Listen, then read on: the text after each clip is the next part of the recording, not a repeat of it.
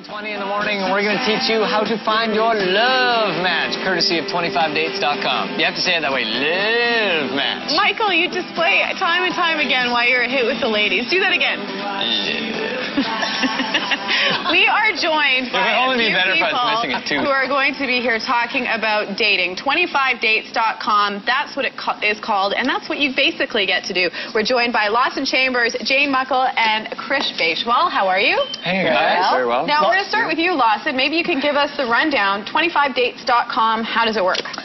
Well, you would register on the website, and you'd pick an event that you want to come to based on your age category.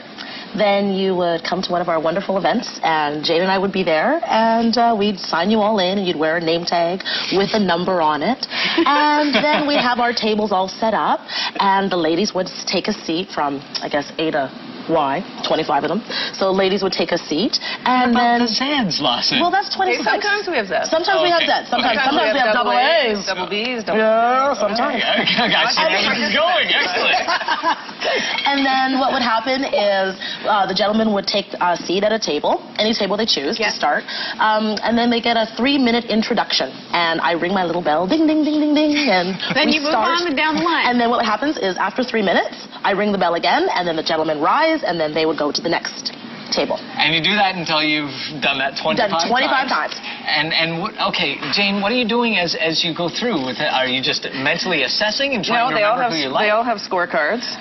The women all have even numbers, and the men all have odd numbers. Right. Okay. And they only have their first name on their name tag, and no other information, so there's no stalking. It's very safe. How did you guys come up with this idea? Like 25 dates, 3 minutes, and the whole 3-minute thing. How did you come up with the whole concept for it? Well, it started in Toronto with a girl named Ragna and her friend Erin, who I work with my real job with Erin, and they started in Toronto over a year ago, and she phoned me and said... And it was a raving success. Huge success. She phoned me and, said, what hey, what is your success rate for people? Say a night in Vancouver, how many people are going to hook up and actually find someone that they're interested in pursuing more about, finding out more about? It's average about 80% right now. Oh, that's pretty good. Now, Krish, you're here because you actually have... Never, ever, ever. Krish, you're here because you've gone to 25dates.com, and would we call you a success story in the dating world, Krish?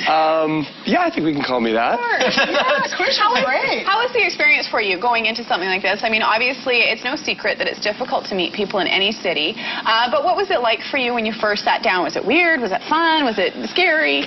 Well, I had a hard time selling my friends on it. And, I'm like, we got to go check this out. It was summertime. I think the one I went to was in July. And we went there, and my friends raved about it. It was great. The atmosphere was... Did you meet any lucky ladies?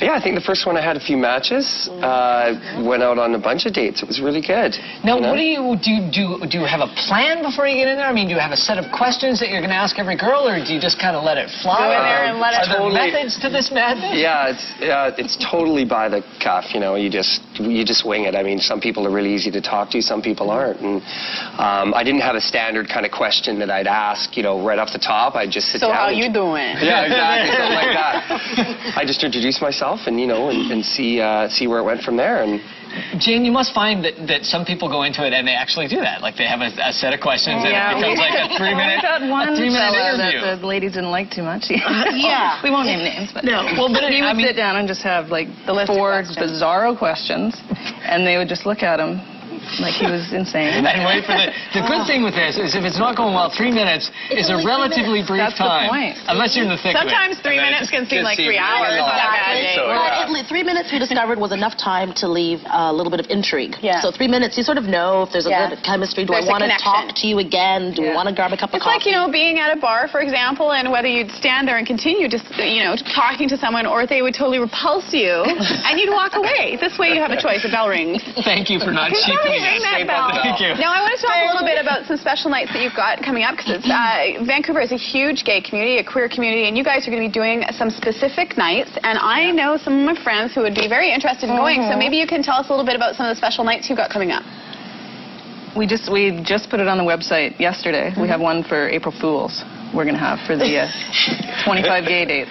25 gay dates. That's April 1st. Well, I know we don't too much of a play on words, but it was cute. Well, and you guys really encourage, and I think, Krish, for you, this must be a big part of it, is that it's a fun atmosphere.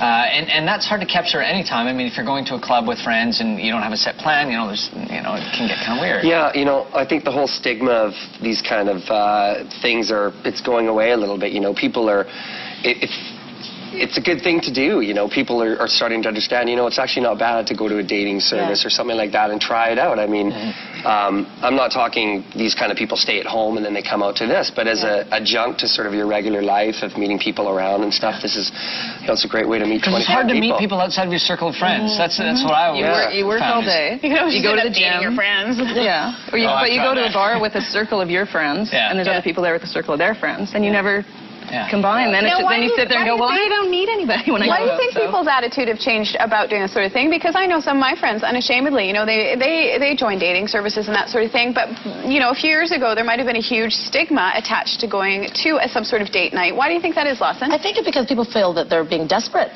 And if you make it sort of more fun and just a social, then everyone's in the same boat.